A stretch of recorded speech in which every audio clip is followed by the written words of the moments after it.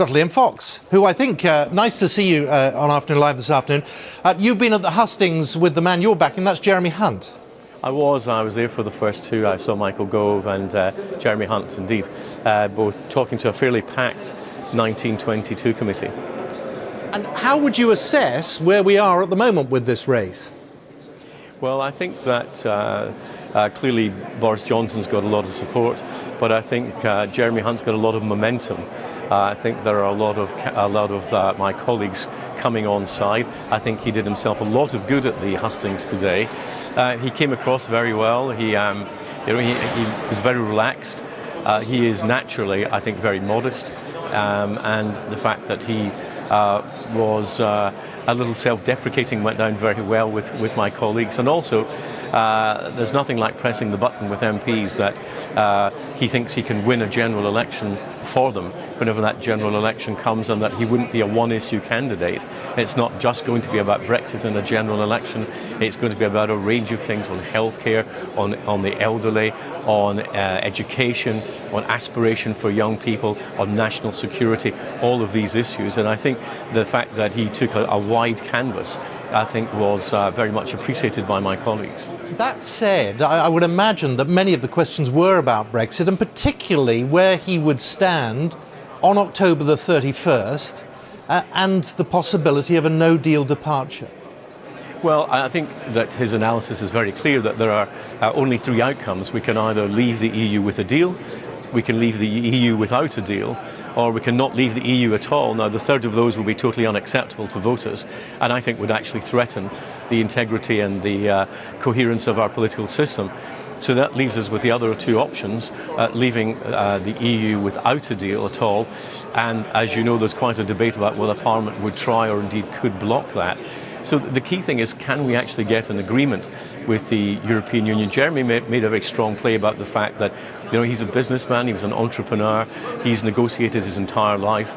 He, as Foreign Secretary, already knows Chancellor Merkel, he knows President Macron, the two key players in this, and that he believes that he's the right person who they would be willing to come to a deal with, so that we could leave on the 31st. And as for the date itself, well, clearly, if we were in the process of leaving, if we had an agreement and we were passing the legislation through Parliament and it took us a little while longer, it would seem crazy to say we're going to give it all up and demand a no deal during that process. So I think there's quite a big difference between if we get to October the 31st with no agreement whatsoever, and then you're faced with the choice of leaving without a deal or not leaving at all.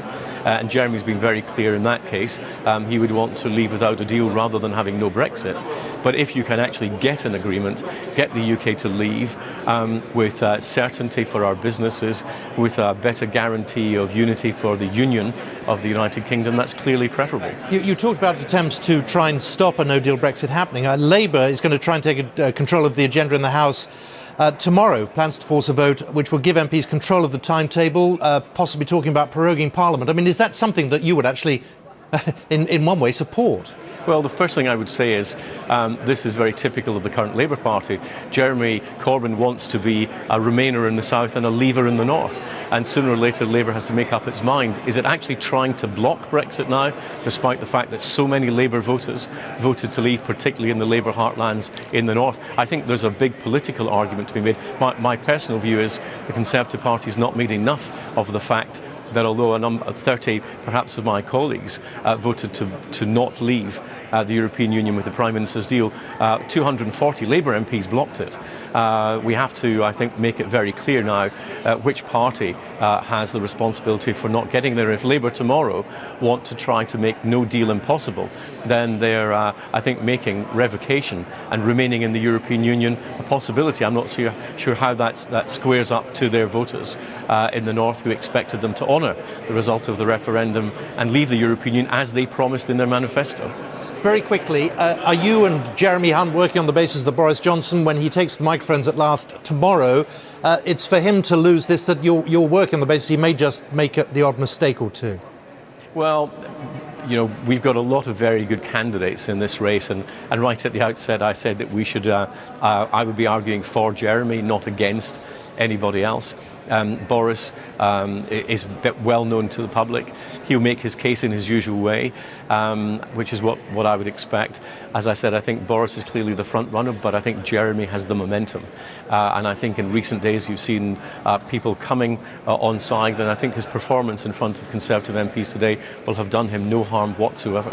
Liam Fox, thank you so much for giving us your time this afternoon.